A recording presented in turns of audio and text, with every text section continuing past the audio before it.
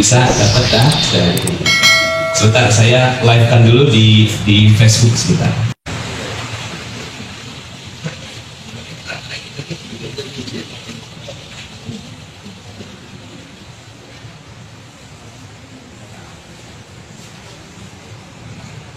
Oke, sudah live di Spoon dan di Facebook ya.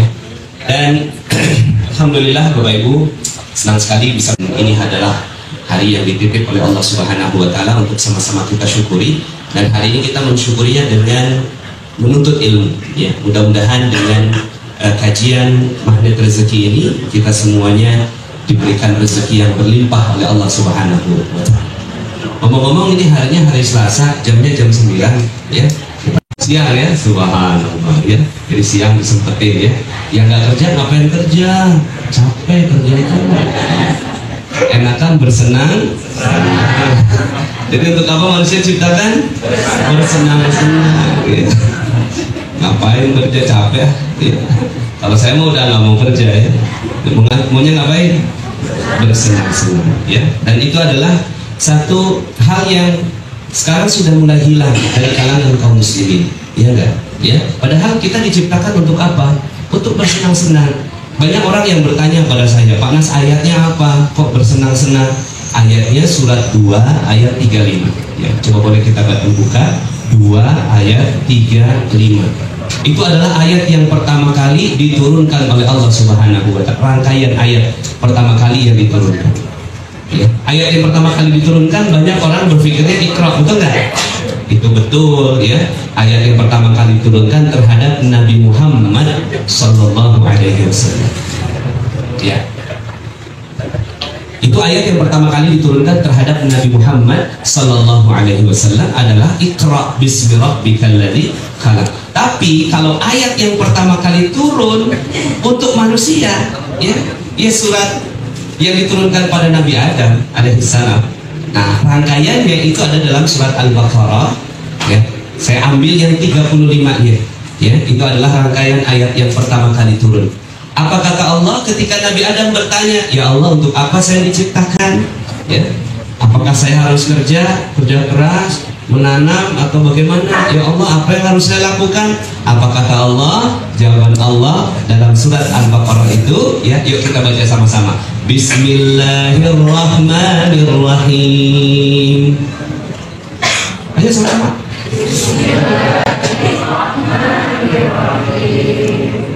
Uskun anta wa zawjukal jannah.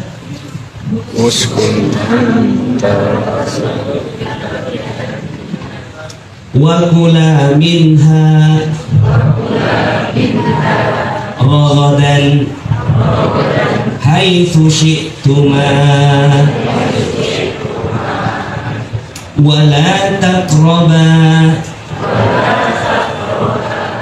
hadhihi asy-syajarah fatakuna minaz zalimin. Ya Adam, uskun anta, duduklah diam engkau ya. Uskun di sini artinya adalah duduk diam, nggak ngapa-ngapain tuh ya. Inilah asal kata dari ini sakana ya.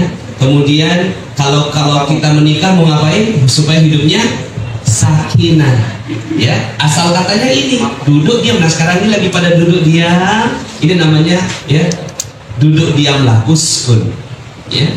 Mereka duduk diam, ngapain tuh coba? Kan Nabi Adam nanya, ya Allah ngapain saya uskun ya. Kalau duduk diam aja nggak seru ya. Anta, ini Nabi Adam, wa zaujuka, dan pasangannya. Siapa pasangannya? Kalau duduk sendirian kagak seru. Betul nggak? Tapi kalau duduk berdua, ini diberesin. Ya nggak?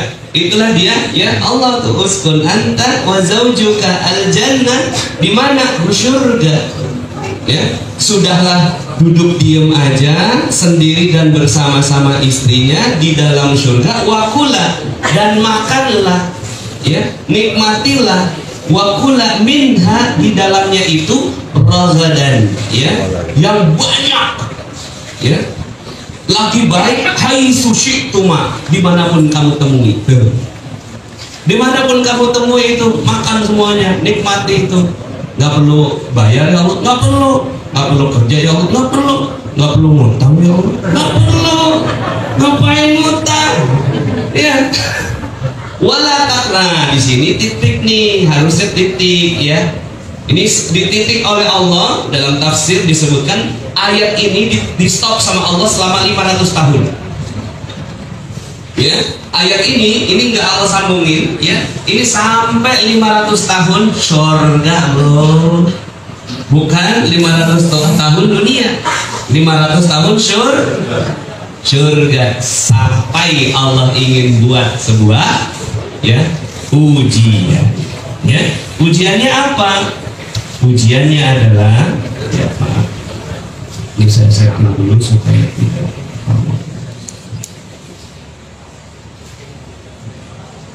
ya. Kemudian akhirnya Allah tambahkan itu ayat wala taqraba ya. Dan janganlah engkau ya wala taqraba, janganlah engkau dekati qarib muraqabatullah ya, mendekat kepada Allah ya. Ini wala taqraba, dan janganlah engkau dekati hadhihi ya, ini asyajarah, pohon, jangan dekati pohon ini ya. Fatakuna, yang akan menyebabkan kamu termasuk minazza. Jadi ayat yang pertama kali turun bukan Iqra, ayat yang pertama kali turun ini Al-Baqarah ayat 35. Sebenarnya sih dari 30 ya, tapi ayat yang pertama kali turun ini nih, ini masih dialog antara Allah dengan Nabi, dengan malaikat. Jadi ini dialog Allah sebelumnya itu dengan para malaikat, tapi yang dialog Allah dengan Nabi Adam ini di sini. Ya. Jadi untuk apa manusia diciptakan? Bersenang-senang di surga. Halo. Hai. Panas lo kok langsung to the point gitu kan? Ya kan kita lagi ngaji ya. Kayaknya tadi pas saya itu sebagian besar udah ikut seminar. Ya udah kita dalemin sekarang ya. Jadi ada yang bilang gini, Pak Ustadz, Pak Nas, bukankah kita diciptakan untuk beribadah? Itu setelahnya. Ya, sebelumnya kagak ada ibadah, sampai sini kagak ada ibadah. Jadi dari sini sampai sini, ya, bisa besarin aja dikit ya. Baik seru.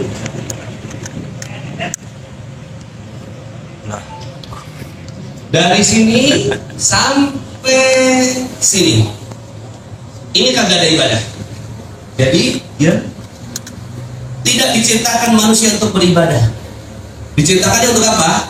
Bersenang-senang. Coba pakai tangan. Bersenang-senang. Untuk apa manusia diciptakan? Bersenang-senang. Ya. Tidak ada ibadah. Nggak ada. Awalnya nggak ada ibadah. Nggak ada kerja. Apalagi ngutang. Wah, anti banget di surga ngutang mah. Kredit, wah anti di sana waktu nggak ada kredit. Nggak ada tukang kredit di sana. Sekarang ya banyak banget tukang kredit ya. Sampai sekarang tukang kreditnya nawarinnya malah SMS gitu. Ya. Saya kadang-kadang berdoa mereka, Pak, segeralah bertobat.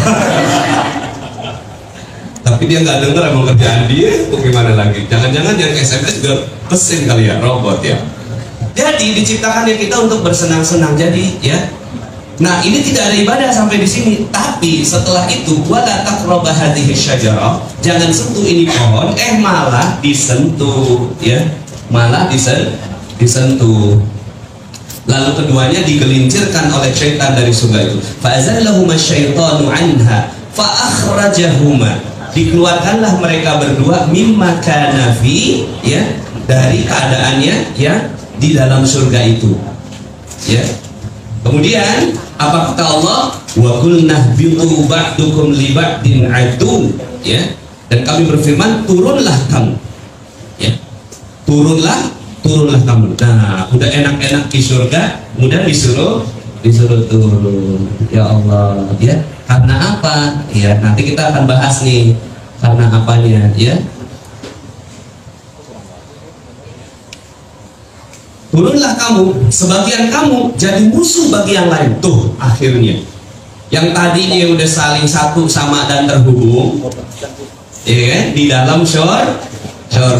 Terus kemudian Allah bilang, kalian akan saling berselisih satu sama lain, akan saling gosip satu sama lain, akan saling ghibah satu sama lain, akan saling mengambil uang satu sama lain, akan saling menzalimi satu sama lain, akan saling membunuh satu sama lain. Nah ini Allah yang bilang, ya, menjadi musuh bagi yang lain, ya.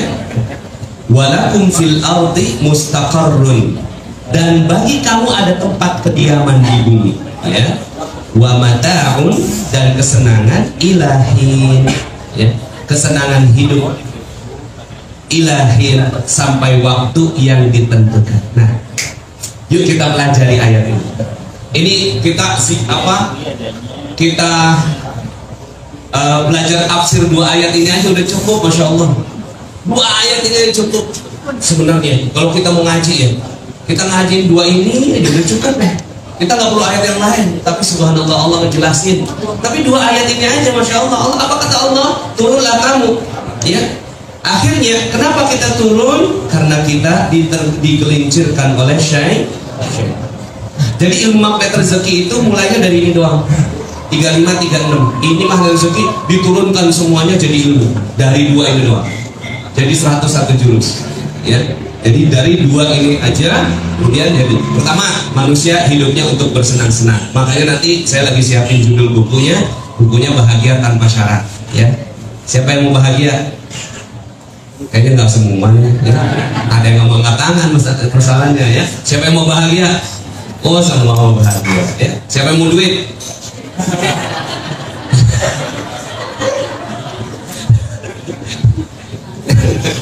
Iya. Banyak orang yang menghubungkan antara bahagia dengan duit, ya. Kalau dapat duit baru bahagia, padahal enggak. Sebab kita bahagia bukan karena duit. Duit mengikuti ketika kita bahagia. Jadi kalau kita udah bahagia, insya Allah duit ngikutin. Makanya kajian magnet rezeki, duduk diam, rezeki datang sendiri. Karena kita balik lagi ke sini. Ketika kita duduk diam, ya, kemudian duduk diamnya bukan duduk diam santai, tapi duduk diamnya di sorga. Di sorga apa? Ada syarat-syaratnya di sorga. Yang pertama, hidup untuk apa? Bersenang-senang. Yang kedua, kalau kita mau senang-senang, ya, kalau kita mau senang-senang, jangan mau digelincirkan oleh syaitan, ya. Jangan mau digelincirkan oleh syaitan. Ini yang kedua. Jangan mau digelincirkan oleh syaitan. Karena syaitan ini pengennya kita tuh, ya, kita digelincirkan. Nah, syaitan senangnya kalau kita buat dosa. Maka apa yang membuat hidup kita tidak jadi ajaib lagi? Dosa. Udah nggak ada yang lain. Maka hidup kita di dunia, itulah muncul ayat berikutnya, wa ma khalaqtul jinna wal insa illa liya'budun. Tidaklah diciptakan jin dan manusia kecuali untuk beribadah. Beribadah supaya apa? Supaya dosanya gugur, ya. Supaya balik lagi ke supaya dosanya gugur. Ketika dosanya udah gugur lagi, hidup di surga lagi, hidupnya bahagia. Maka awal mulanya visi hidup manusia adalah untuk bahagia. Halo. Hai. Misalnya begini, ya. Ada yang punya perusahaan di sini? Misalnya, atau kerja di sebuah perusahaan, ada? Nah, pada saat kerja di sebuah perusahaan, kita nanya nggak visinya perusahaan itu apa? Betul nggak? Biasanya visi perusahaan itu apa? Visi apa tuh? Menjadi number 1, ya, perusahaan terbaik se-Asia Tenggara, kan gitu? Biasanya gitu, ya, visi. Gitu. Nah, itu artinya semua orang yang ada di dalam perusahaan itu didorong visinya untuk ke sana. Didorong semua visinya untuk mencapai target menjadi number 1 di Asia Tenggara. Nah, sekarang pertanyaannya Bapak Ibu semua, apa visi hidup kita di dunia? Visi hidup Bapak Ibu semua. Visi hidup. Surga, apalagi visinya. Kan kalau perusahaan ada visi, Bapak Ibu punya visi nggak? Negara kita Indonesia, visinya apa? Adil makmur. Itu bukan 02, ya? Ya, pokoknya itu visi, ya. visinya adil makmur negara kita. Nah sekarang pertanyaannya, Bapak Ibu sudah pernah belum bikin visi hidup? Pernah nggak Bapak Ibu? Coba sekarang bikin dong hari ini. Hari ini kita mau bikin visi hidup. Visi hidup kita untuk apa? Bahagia bersenang-senang. Untuk apa sih Pak? Ngapain sih kita sekolah, SD, SMP, SMA, terus kemudian kuliah, cari kerja dapat duit, ujung-ujungnya buat apa? Bahagia, betul nggak? Gitu. Ya udah, ya. Ngapain lagi bahagianya kalau pakai syarat? Sekarang aja bahagia. Bisa kok bahagia, ya. Panas, saya tuh mau bahagia panas, tapi saya belum punya kerjaan. Gitu. Berarti bahagianya dia bersyarat. Kalau dia punya kerja, panas, saya tuh mau bahagia panas, tapi utang saya, amanah saya masih banyak. Berarti dia bahagia kalau utangnya lunas. Sampai kapan dia utangnya lunas? Jadi berarti kagak bahagia. Jadi selama utangnya kagak lunas, dia kagak bahagia. Panas, saya tuh baru bahagia kalau punya suami panas. Ya, maka dia bahagia bersyarat. Dia akan bahagia kalau dia menikah. Ketika punya suami, dia bahagia kalau punya anak. Ya, agak punya anak-anak gitu ya. Setelah punya anak, bahagia kalau gitu. Akhirnya kalau akhirnya bahagianya kapan? Pas saat mau meninggal dunia. Iya ya, saya belum dapat bahagia ya. Halo, dia baru sadar tuh. Sama ada sebuah anekdot. Ada seorang dari kota datang ke kampung lah, katakanlah di Papua gitu ya. Kamu ya kenapa kok ya nggak bersemangat ngambil udangnya tuh, nggak bersemangat ngambil hasil tangkapan laut gitu ya. Emang benar Bapak Ibu, di Papua itu ada adik saya waktu itu ke Merauke gitu ya. Orang sana nggak terlalu senang gitu ngumpulin banyak udang gitu ya. Itu kalau diambil gitu ya 2 jam udah dapat gitu udah gitu ya. Terus kemudian lalu dimakan, besoknya baru nangkep lagi gitu ya. Itu orang kampung begitu ya. Terus kemudian datanglah orang kota, kok kamu kayak gitu? Kenapa kamu gak mau bersemangat dalam bekerja? Maksudnya ya udah loh, ini kan waktu kamu masih panjang, 2 jam tambahin lah tuh sampai ya, kerjalah sampai 10 jam ya. Kerja sampai 10 jam supaya nanti kan kamu dapat ikan gitu ya, banyak, udangnya banyak. Oh iya. Setelah itu kamu bisa jual. Setelah itu ya kamu dapat duit. Setelah dapat duit kamu bisa berlibur ya. Berlibur di mana? Di pantai di seluruh dunia ya. Nah ini kan pantai. Ini kan pantai, ngapain diperpanjang lebar gitu? Ngapain panjang lebar saya mau ke pantai orang? Lah pantai sekarang saya aja udah cakep banget. Ya. Jadi ngapain saya harus hidup bahagia? Ya, dengan cara kamu, saya sudah bahagia dengan cara saya. Maka ya Bapak Ibu yang dirahmati Allah, selama ini kita dicuci otak kita untuk bahagia pakai syarat. Ya, pakai syarat. Kita bahagia dengan bersyarat. Bahagia kalau udah punya kerjaan, bahagia kalau punya anak lelaki gitu. Ya. Saya kan anak saya belum perempuan semua. Orang bilang sabar panas, tapi juga dapat menantu loh. Berarti saya ya bahagianya pada saat punya menantu enak aja. Berarti kan lama lagi saya bahagia, betul nggak ini? Nah maka saya pakai bahagianya dengan bersyarat. Ya. Akhirnya saya nggak akan pernah jadi bahagia pada saat dapat menantu punya anaknya perempuan lagi. Nah, terus sampai kapan saya bahagia?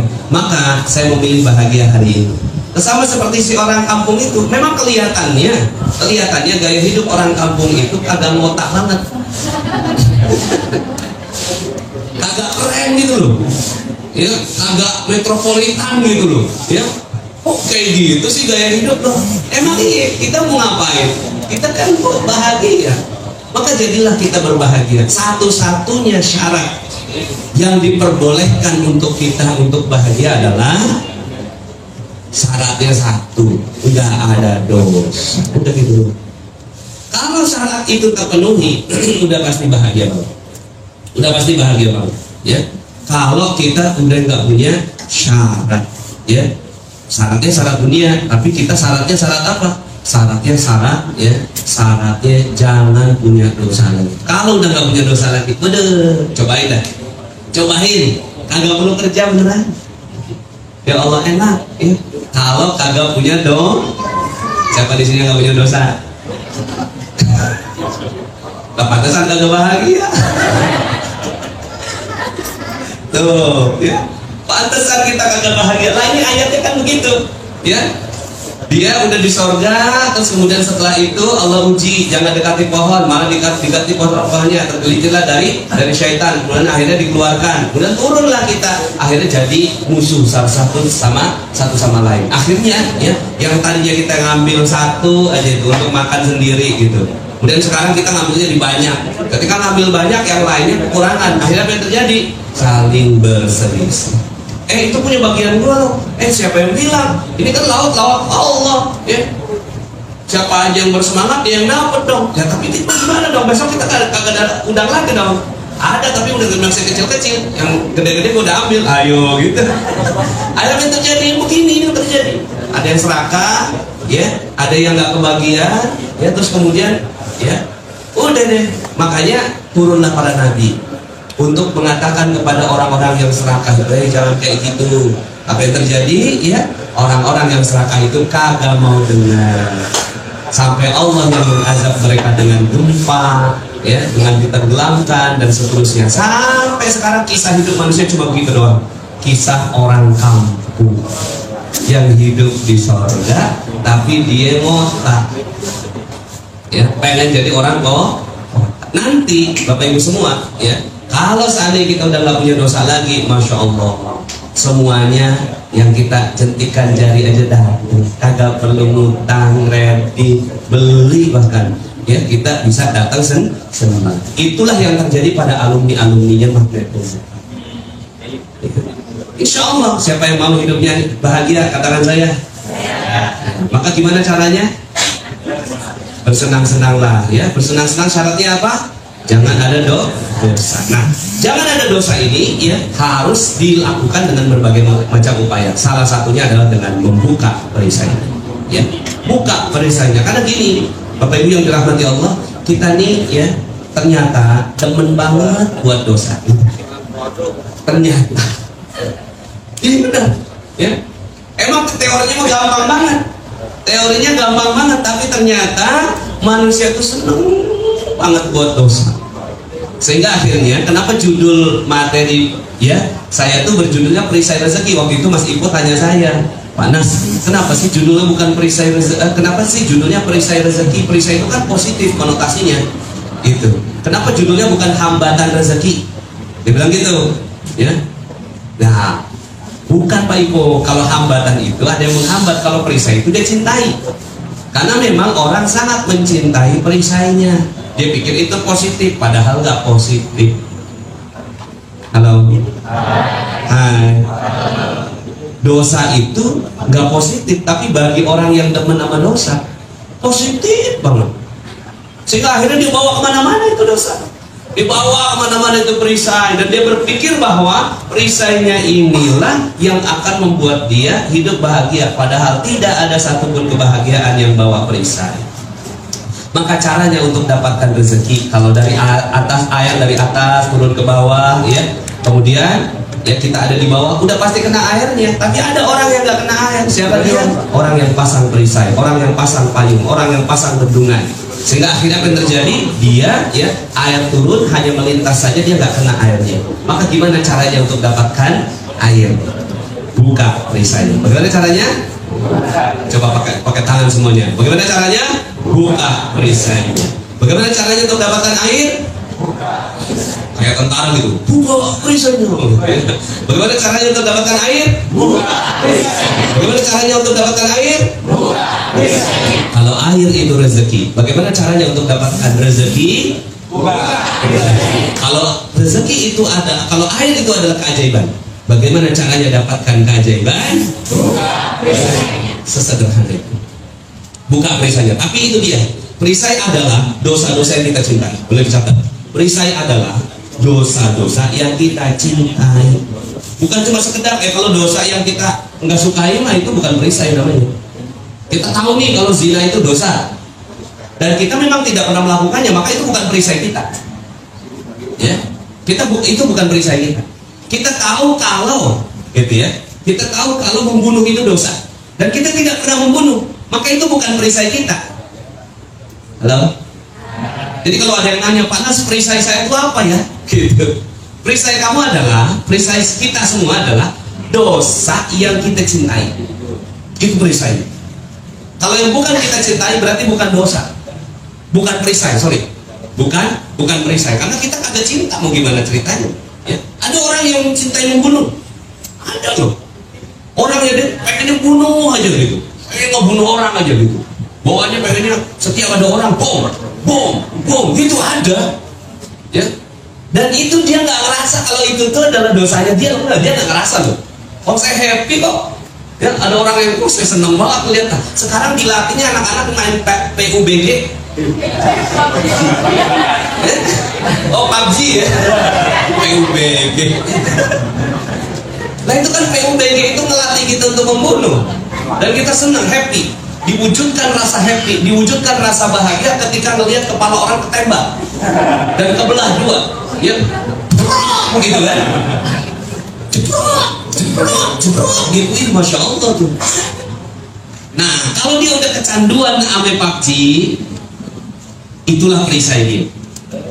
Maka gimana caranya supaya dapat keajaiban? Lepas itu PUBG, baru kerasa itu ilmu apa itu. Ya, halo. Kayaknya ada yang kedap-kedip. Oh, makanya tuh.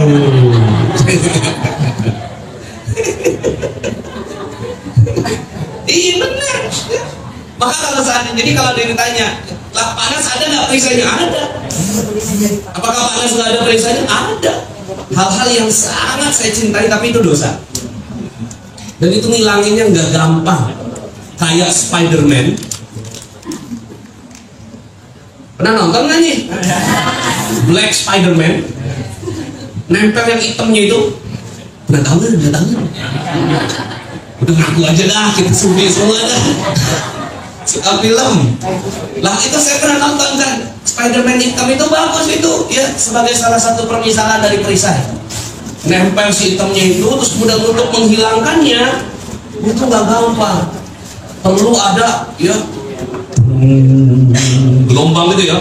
Terus kemudian ya, akan di ujungnya itu bagaimana cara menghilangkan perisainya, ya itu kan udah nempel kepada si temennya itu, si namanya Brooks. Ada ingat kan nih? Nggak ingat. Itu nempel ke dia tuh karena dia nggak suka banget kan sama si Peter Parker. Peter Parker, dia nggak suka banget sama Peter Parker itu ya. Terus kemudian akhirnya dia James Brooks Junior 1. James Brooks Junior. Nempel tuh, gitu. Nah pada saat dialah bekerja sama dengan monster, ya pasir, monster. Gebuk deh tuh si Spider-Man-nya tuh. Nah pada saat digebuk itu, terus kemudian ya ternyata jatuh tuh apa namanya itu? Bukan lonceng, pipa. Iya ada yang ingat. Iya pipa tuh, pipa jatuh tuh, terus kemudian keluar, gitu kan? Langsung si Spider-Man tuh yang asli, iya bener gitu. Cuma tuh caranya untuk ngilangin perisai dia, gitu kan? Akhirnya jebret, dituin tuh pipanya, dia dimasukin dalam satu itu, udah, gitu kan? Terus kemudian si Brooknya itu ditolongin sama dia, iya. Sehingga kan nih. Lah untuk membuat kita ya memahami tentang betapa perisai kita cintai. Dan kita cintai itu melepaskannya nggak gampang. Melepasnya nggak gampang. Kalau ada yang kecanduan narkoba, itulah perisainya. Narkoba itu perisai bagi dia. Sesuatu yang kita kecanduan itulah perisai bagi kita. Ya. Yang kecanduan apa? Yang kecanduan rokok, mohon maaf, ya, bagi yang rokok, itu tuh perisai. Saya nggak katakan itu dosa, cuma itulah penghalang keajaiban. Ya, itulah ya perisai dia, dan dia sangat mencintainya. Kalau ada yang ngasih dalil gitu kan, dia selalu punya dalil yang lebih. lebih hebat daripada dalilnya. Betul tidak? Pokoknya kalau orang kalau udah suka banget ya, suka ngegosip, ya, suka nggak nih ngegosip? Kalau digosok makin, itu tuh ngilangin gosip nggak gampang buat orang yang suka gosip. Gitu. Lu tahu nggak? Apa? Langsung ke kepo. Gitu kan. Pokoknya bawaannya tuh langsung ke itu perisai. Gitu ya. Jadi apa-apa yang saya punya perisai juga, ya. Saya punya perisai, ya. Misalnya perisai saya nih, aduh, perlu dibuka nggak ya? Misalnya ya, tidur pagi itu perisai. Bagi saya, kadang-kadang tuh ya punya aja alasan saya tuh, punya aja alasan saya.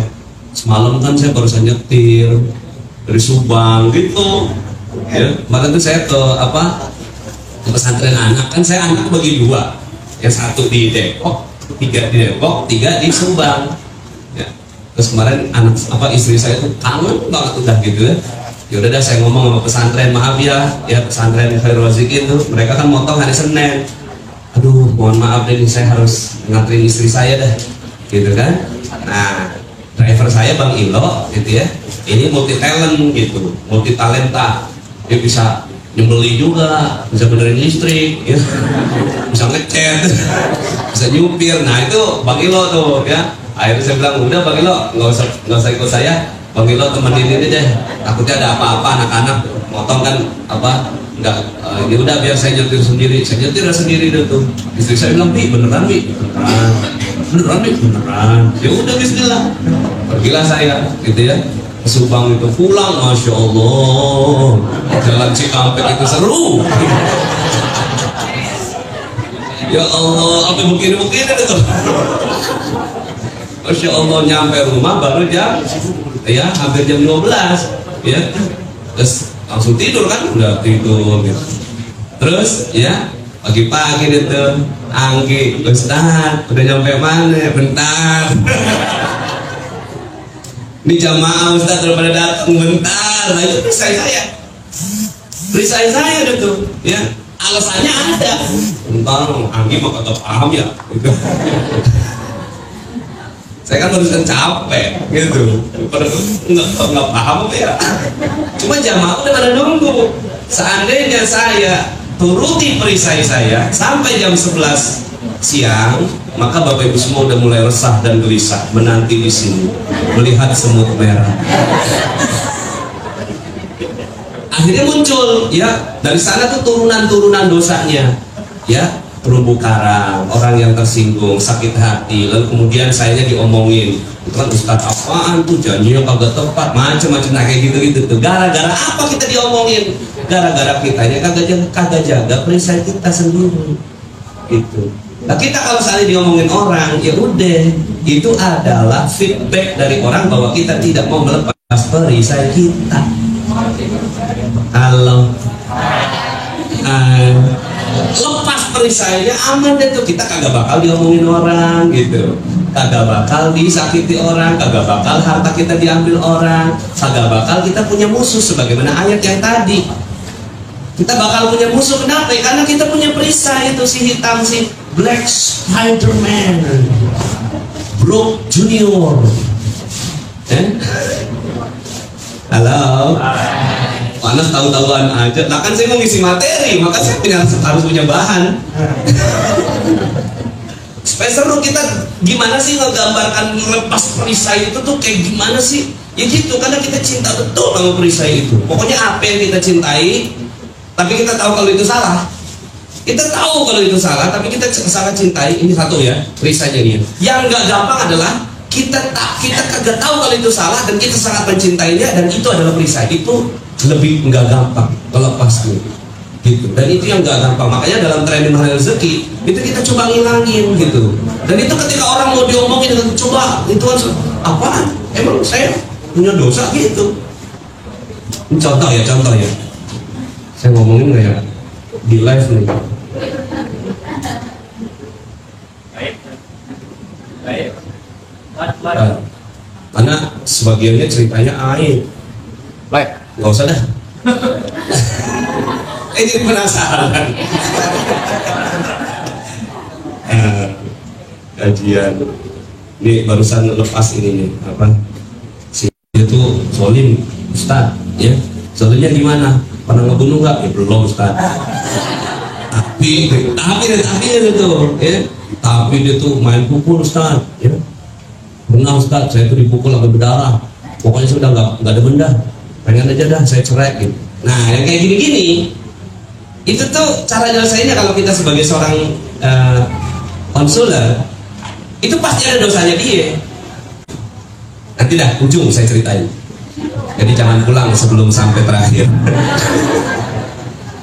Jadi ya, apa itu perisai? Perisai adalah sebuah dosa, kesalahan yang amat sangat kita cintai. Ketika kita melepaskannya itu penuh penderitaan dan perjuangan. Itulah perisai. Ya, kalau bukan itu bukan perisai. Bagi saya, nauzubillah ya, membunuh bagi saya membunuh itu bukan perisai saya. Karena saya tidak tega gitu, ya. Ngebunuh nyamuk ada perasaan bersalah saya. Berdarah. Itu harus ada perasaan bersalah loh. Jangan sampai kita pakai ini nih, pakai karet tuh apa?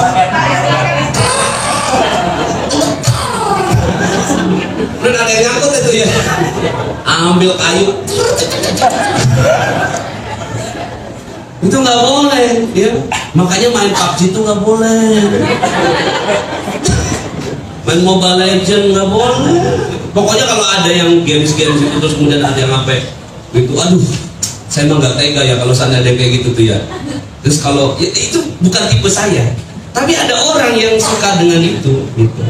Nah, tapi temukan hal-hal yang kita cintai dan kita tahu kalau itu dosa. Itulah perisai. Yang kedua, cari tahu pada orang lain, pada teman kita. Makanya kan, ya teman kita itu adalah ya ad-dinu ala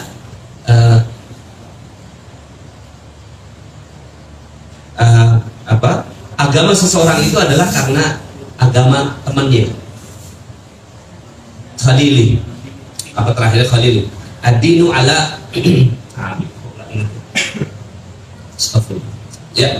Nah jadi agamanya seseorang itu tergantung pada temannya. Kalau teman kita nih bisa nunjukin perisai kita, itulah teman. Cuma gak gampang. Itu ada teman kita ngomongin perisai kita gitu ya, apalagi dengan cara yang kasar, kita tuh nggak mau. Makanya nasihat adalah aset yang berharga bagi kajian. Boleh dicatat. Nasihat adalah aset yang paling berharga untuk mendapatkan kajian.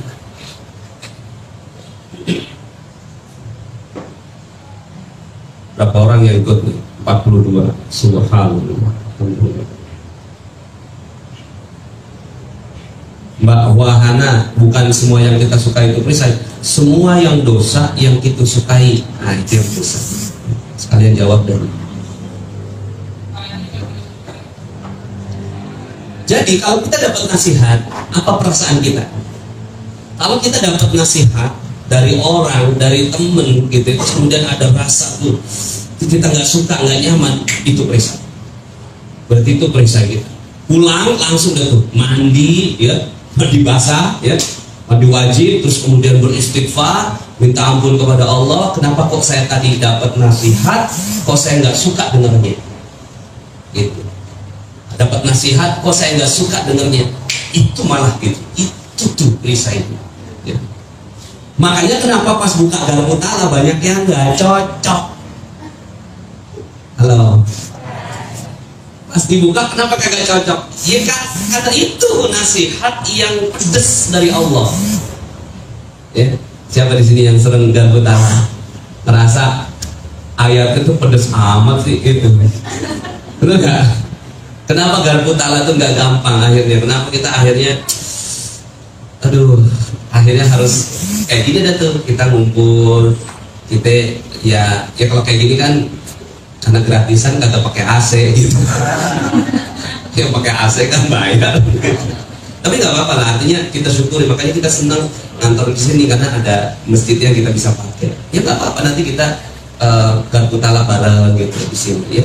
Jadi sebenarnya kan ilmu magnet rezeki itu berkelindan semuanya ya, hanya ilmu dasarnya itu. Perisai rezeki adalah sebuah dosa yang amat sangat kita cintai. Pada saat ada orang ngomongin ke kita, kitanya kagak mau denger gitu. Kita kagak mau denger gitu. Terus kemudian rasa pedih di hati. Nah akhirnya kita sebagai seorang teman, ya kita akhirnya cuma bisa reward. Ya udahlah, kita reward aja buat orang gitu kan. Kita berbuat baik aja orang. Nanti biarin punishmentnya urusan Allah. Makanya muncul ada ilmu magnet rezeki berjudul Just Reward No Punishment ya. Just Reward No Punishment. Audio keberapa tuh ya? Belum dibuat. Tapi udah disampaikan dalam materi-materi super training. Karena nggak gampang. Saya kalau nyampein, kenapa sih ada materi-materi panas yang nggak diaudiokan? Karena kalau saya ngomongin itu muncul perdebatan gitu ya. Kenapa saya nggak ngomong ya, nanti dulu dah sampai mereka siap. Udah 44 itu aja udah cukup banget ya, 44 itu. Karena yang lain-lain itu menimbulkan perdebatan. Kalau saya munculin lebih cepat gitu, itu pasti ada orang yang nggak suka gitu. Nah pas nggak suka itu langsung diserang dan segala macam. Bahkan kita mesti hati-hati gitu ya, karena tugas kita ya cuma mereward orang, tidak mempunishnya. Mempanis urusan Allah, mempanis urusan. Contoh misalnya, saya kepada anak-anak saya, maka tugas saya adalah menemukan potensi-potensi ya lintah hitam dalam hati anak-anak saya. Ya, jadi Bapak Ibu, kalau seandainya Bapak Ibu sebagai orang tua, maka Bapak Ibu adalah menemukan lintah hitam itu, ya. Lintah hitam, ya. Seperti dalam film Spider-Man. Oke, temukan lintah hitam itu dan kemudian pelan-pelan. Nah yang sering terjadi adalah ketika dia sangat cinta dengan lintah hitam itu, orang tua main pukul. Ya, kita tahu kalau itu salah buat dia, terus kemudian gitu kan, lepasin nggak gitu. Kamu ini kayak gini, pukul gitu kan. Nah akhirnya yang terjadi luka tuh anak. Diingat sampai dewasa. Lah ini yang namanya bullying terselubung. Itu anak akhirnya potensinya itu tidak terbuka. Kenapa? Karena orang tuanya bullying. Tapi bullyingnya terselubung karena dia punya hak untuk membuli ya. Punya hak untuk membuli. Akhirnya apa yang terjadi itu anak tuh tenggelam. Coba aja ya, kita pasti punya kenangan-kenangan masa muda kita, masa anak-anak kecil kita ketika diomelin sama orang tua, dan itu kebawa kemana-mana. Dan itu yang membuat seorang anak itu tidak bisa berbakti secara maksimal pada orang tua. Kenapa? Karena itu ya. Nah ketika anak nggak berbakti sama orang tua, akhirnya orang tua cukup ngomong kayak gini, anak durhaka gitu. Padahal itu lintah hitamnya. Nah lintah hitam tuh lepasin pelan-pelan dengan metode yang bagus, sampai kemudian akhirnya dilepas gitu, lepas dengan baik. Nah jangan sampai akhirnya setiap kita melihat potensi apa si anak ini gitu kan, ada potensi hitam. Jadi kalau saya ini kan punya 6 nih anak saya, ini masing-masing punya lintah hitam beda-beda. Perisainya tuh beda-beda. Ada yang perisainya di kebersihan, ada perisainya dengan ya kemalasan, ya. Ada yang perisainya itu gitu ya, itu ketidakpercaya dirian gitu. Itu beda-beda tuh perisainya. Nah akhirnya muncullah ilmu Garputala untuk menyelesaikan satu persatu. Makanya ketika ada orang datang, ya ada anak saya, Abi, aku minta nasihat, ya udah coba buka Garputala. Garputalanya apa? Nah Garputalanya saya tinggal menemukan potensi lintah hitam yang ada dalam ayat itu, dan nggak usah keluar dari ayat itu. Jadi ayat yang kebuka udah pasti ngepas, gitu. Pasti, bukan lagi insya Allah, karena itu ilmu pasti. Karena gini, kenapa sih panas sampai saya yakin itu? Ya karena saya sudah melakukannya beribu kali. Saya sudah melakukannya beribu kali dan selalu tepat dengan prinsip yang tepat. Gitu. Nah, sehingga akhirnya ya kita mampu melakukan proses itu. Sama dengan Google. Google itu kan kita nggak pernah tahu, kok si Google tahu sih? Kita baru aja ngetik nasi goreng kali ya, nasi goreng Bogor gitu, nasi goreng khas Bogor. Padahal kita ngetik nasi, dia kasih suggest tuh goreng, ya, uduk gitu kan, kemudian lemak gitu kan. Nah kemudian kita ketik G, langsung dia goreng, kemudian goreng apa tuh gitu kan, kampung gitu kan, ya khas Bogor, khas apa gitu kan. Kemudian kita goreng K gitu kan, khas apa gitu kan. Ya, Bapak Ibu sekarang saya mau tanya, belum aja diketik loh, belum diklik search, dia udah tahu kok apa yang ada di kepala kita. Benar? Dia belum di search, dia udah tahu. Nah sekarang saya mau tanya Bapak Ibu semua, gitu. Ya, Bapak Ibu pernah penasaran nggak dengan cara kerjanya Google? Ini Google gimana sih cara kerjanya? Saya nggak mau pakai sebelum saya tahu cara kerjanya. Gitu nggak? Saya nggak mau tahu, saya nggak mau pakai Google sampai saya tahu cara mikirnya Google, gitu nggak? Enggak, kita pakai aja udah. Google kita pakai aja, gitu kan? It works, gitu aja udah. Selalu bekerja untuk saya kan gitu. Setiap ada keinginan, gitu kan? Nah, sekarang saya mau tanya, mana lebih hebat Google sama Al-Quran? Maka, ya Al-Quran sebelum Bapak Ibu buka, udah tahu. Sebelum dibuka nih, ya Allah, aku punya persoalan begini ya Allah, tunjukkan kepadaku satu ya ayatmu yang bisa membuat aku jauh lebih tenang, yang mendapatkan solusi darimu ya Allah. Al-Fatihah, baru Al-Fatihah nih, langsung dia udah tahu tuh, ya. Algoritmanya udah menentukan pada saat dibuka udah pasti ngepas, Lah kan kalau Bapak Ibu rela nggak Google lebih hebat daripada Al-Quran? Kalau saya nggak rela, Google harus di bawah Al-Quran. Nah, kalau Google, ya apapun keinginan kita yang nikmat, tuh Google. Bedanya apa? Google tuh nggak bisa menemukan perisai kita, nggak bisa dia. Ya, wahai Google, ya, tunjukkan perisaiku. Search, kejawab nggak? Padahal itu yang kita perlukan. Ketik itu di garpu Allah. Ya Allah, tunjukkan kepadaku perisaiku. Allah mau tunjuk, asalkan kita hatinya siap. Siap. Pada saat dibuka, hati kita bisa menerima. Nah, Bapak Ibu semua yang dirahmati Allah Subhanahu wa Ta'ala, ya.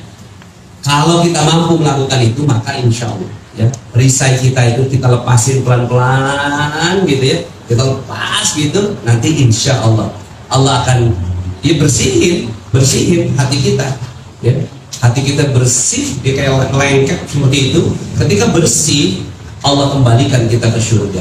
Di surga apa yang dimau, Anda tinggal jentikkan jari jadi. Itu yang terjadi pada Mbak Ika. Dapat mobil hanya dalam waktu 1 bulan, ya. Ini Mbak Ika.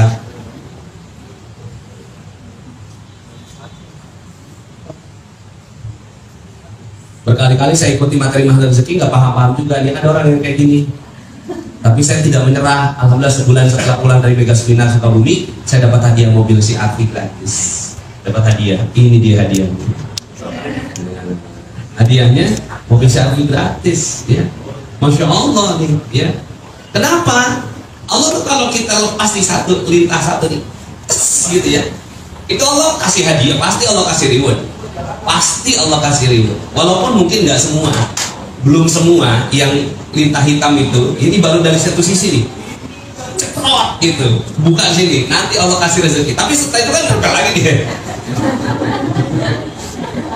Setelah itu nempel lagi, tapi pada saat kebuka itu yang kayak gini yang terjadi.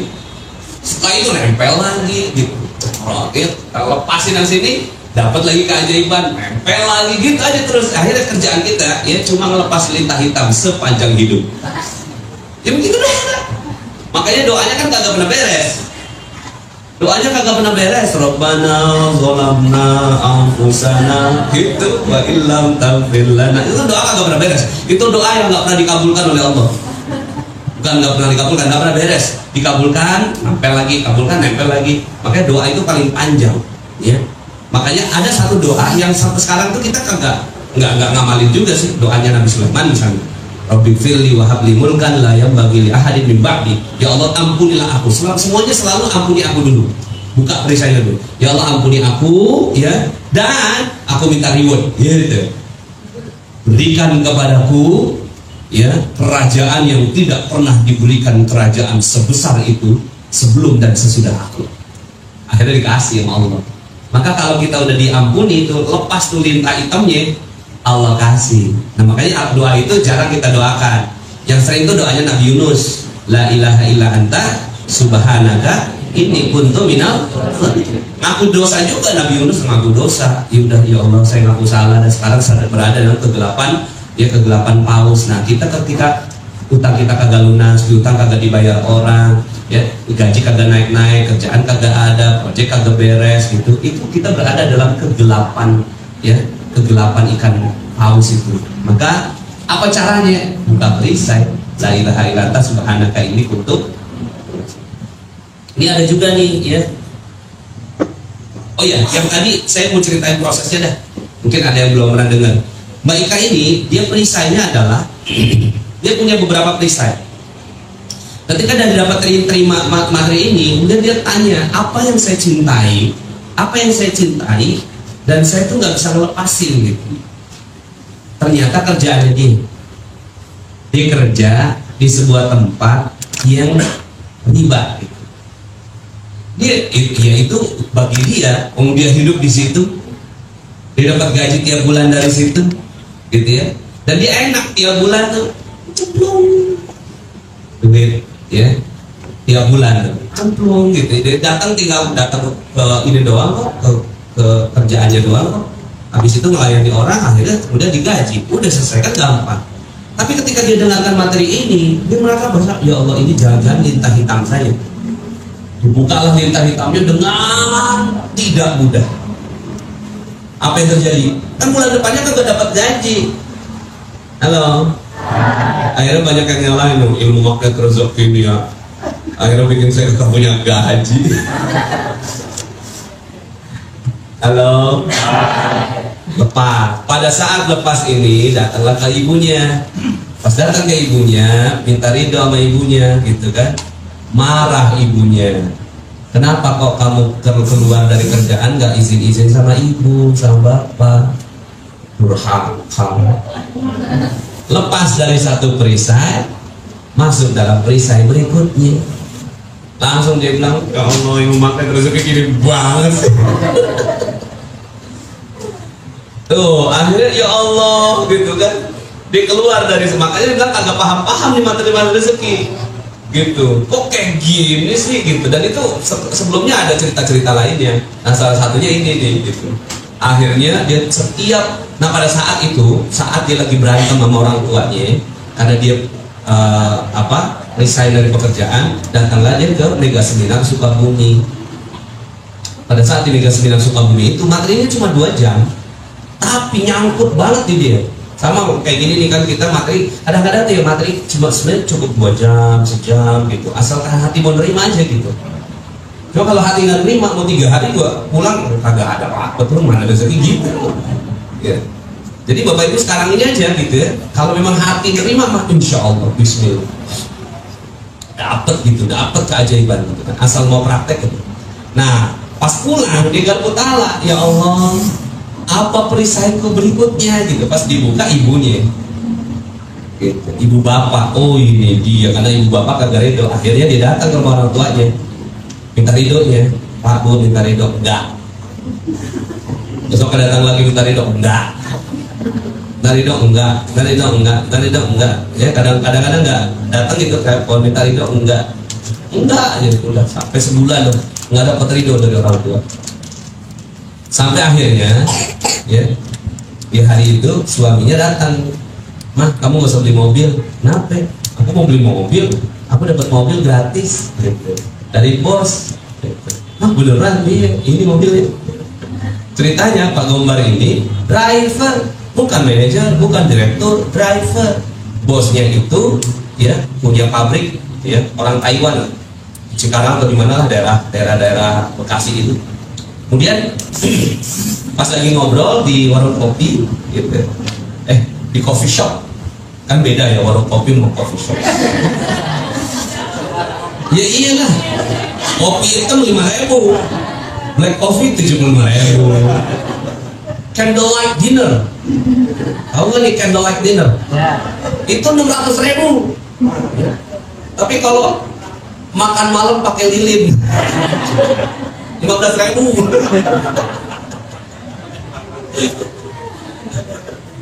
Dia lagi nongkrongin coffee shop, bos, beda bos.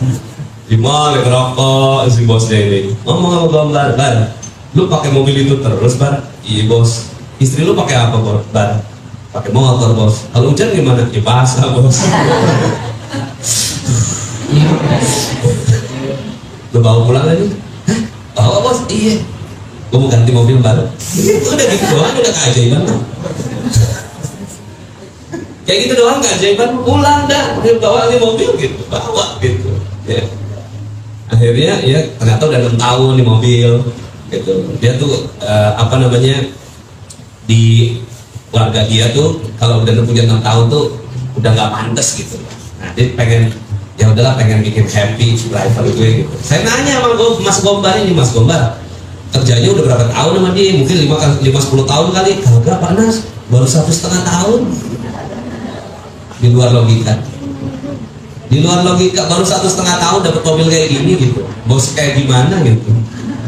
Kecuali karena ada perisai yang dibuka dengan keras.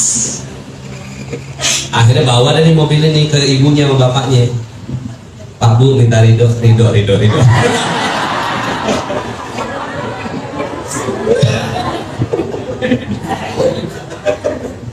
Lah begitu prosesnya udah. Yuk kita jalani prosesnya. Yang penting kita mau jalani prosesnya. Insya Allah keajaibannya pasti. Kalau saya udah bilang gitu kan, pokoknya ikut materi saya, pulang kagak dapat keajaiban, balik gue balik itu 100% gitu. Ya. Kalau sekarang ini kan free, ya udah kagak usah nuntut balik.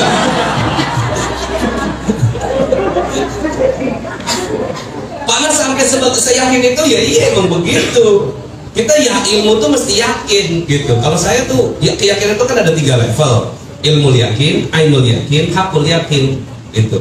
Ilmu yakin tuh kayak gini sekarang nih. Kita ilmu yakin. Kita ngaji sama ya orang yang lebih yakin. Sama ketika kita datang ke dokter, perut kita nggak enak, datang ke dokter, kenapa ya perut saya gitu kan. Nah si dokter ini sudah lebih yakin daripada si pasien. Nah ini namanya ilmu yakin ketemu sama hakul yakin. Kemudian setelah itu kita minum obat. Pada saat minum obat keyakinan kita naik jadi ainul yakin. Setelah kita sembuh kita hakul yakin. Lah si dokter sudah ribuan pasien. Lah saya sudah menemukan ribuan orang yang sukses dengan keajaiban, maka saya hakul yakin. Bapak Ibu semua sekarang ilmu yakin. Pulang pakai keyakinan yang dibawa di sini. Pada saat dapat keajaiban dikirim testimoni, iya benar-benar gitu kan, testimoninya benar. Itu namanya ainul yakin. Sampai Bapak Ibu menemukan hakul yakinnya dan akhirnya ilmu ini gitu kan, itu dicintai ya, menggantikan lintah hitam itu. Sampai keganti tuh lintah hitamnya keganti gitu. Sama apa? Sama ilmu. Ilmu menggantikan lintah hitam itu. Wah kalau itu yang terjadi, masya Allah dahsyat ya. Ketika dosa sudah terganti dengan ilmu, itu mantap. Itulah misinya Magnet Rezeki. Ya. Ada lagi nih ya, Mbak Dwi Purhayati. Saya saat mengikuti camp saya bertanya apa mungkin saya bisa berangkat haji tahun 2019 yang sepertinya mustahil. Namun di camp saya dapatkan keyakinan yang penuh bahwa Allah akan mewujudkan yang mustahil itu atas izinnya. Nah ini kan proses nih, proses dia belajar di dalam camp. Keyakinannya itu langsung apalagi 3 hari itu gitu sampai akhirnya itu lintah hitamnya keluar semua. Makanya kenapa yang udah ikut camp tuh rasanya kok plong gitu, karena itu pakai metode untuk keluarin lintah hitam itu. Belum sepekan alhamdulillah saya melunasi biaya haji tahun 2019. Belum sepekan ya kan, kalau mau pergi haji itu biayanya sekitar 35-40 juta gitu ya, tapi berangkatnya 25 tahun gitu ya nggak. Kalau mau lebih cepat, biayanya lebih kurangnya 150 sampai 200 gitu kan. Bisa berangkatnya 5 tahun sampai 7 tahun, gitu kan. Kalau yang mau berangkat tahun depan ada pakai visa macam-macam, ada visa umrah, visa furoda, ada visa ziarah, ya 3 nih. Harganya beda-beda. Lebih kurangnya dia yang didapat informasinya 530 juta. Tuh, dia bukan orang biasa. 530 itu udah kayak ya udah maksain amat sih gitu kan untuk pergi haji gitu kan. Tapi dia pengen pulang dari camp gitu kan. Ya Allah pengen pergi haji, pergi haji gitu. Seminggu kemudian dia dapat duit itu langsung dilunasi. Saya nggak tahu besarannya berapa. Pokoknya lunas aja dia tahun 2019. Namanya duit Purhayati. Dia dapat ayat pas Garpu Tala tuh. Pada saat Garpu Tala dia temukan ayat. Nah ayat ini kadang-kadang gini, Garpu Tala tuh hebatnya. Dia bukan hanya menemukan perisai, tapi juga menemukan potensi. Nah yang dia dapat potensi. Ya Allah, apa bisa aku berangkat haji tahun depan pas dibuka? Ya, bagi kamu 1000 tahun, bagi aku 1 hari. Bagi kamu 1000, bagi aku 1. Kira-kira maknanya apa? Akan ibu dah. Dia nanya sama saya, mana mas? Dapat ayatnya begini. Ya, gimana caranya? Zikirin terus, kagak putus-putus. Habis sholat zikirkan. Ya, ayatnya apa sih? Surat As-Sajdah. Surat As-Sajdah ayat 5. Sebentar, supaya kita bisa menjiwai. Nih, ayat ini. Dia mengatur urusan dari langit ke bumi, kemudian urusan itu naik kepadanya dalam 1 hari yang kadar lamanya adalah 1000 tahun menurut perhitunganmu. Gitu ya. Akhirnya dizikirin ini, saya minta dia zikirkan ini. Ya, minimal 100 kali habis sholat. Yudabbirul amra minas sama'i ilal ardi tsumma yakhruju ilayhi fi yawmin kana miqdaruhu alfa sanatin mimma ta'udun. Yudabbirul amra minas sama'i ilal ardi tsumma yakhruju ilayhi fi yawmin kana miqdaruhu alfa sanatin mimma ta'udun. Terus begitu. Setiap habis sholat terus dia lakukan. Pokoknya kalau udah nurut kan insya Allah dah. Kalau nurut gitu. Jadi nggak kalau nurut tuh.